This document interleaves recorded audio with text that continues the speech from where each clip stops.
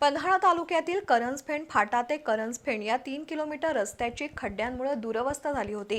पावसाचं पाणी खड्ड्यांमध्ये साचत असल्याने वाहनधारकांना मोठ्या त्रासाला सामोरं जावं लागत होतं।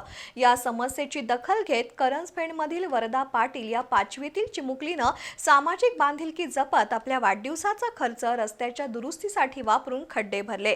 तिच्या उपक्रमाचं कौतुक होतंय। पन्हाळा तालुक्यातील करंजफेड फाटा ते करंजफेड दरम्यानच्या रस्त्यावर मोठमोठे खड्डे पडले होते। पावसाळ्यात या खड्ड्यांमध्ये पाणी साचल्याने वाहन चालवणं धोकादायक बनलं होतं।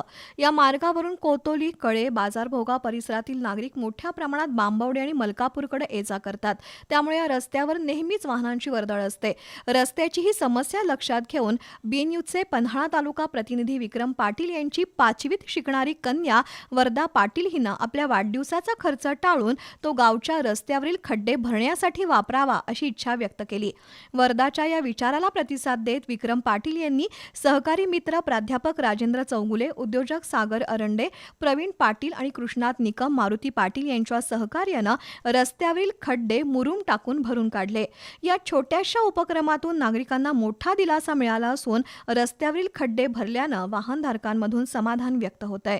चिमुकल्या वरदा पाटील हिच्या सामाजिक जाणीवेचं परिसरातून कौतुक होतंय।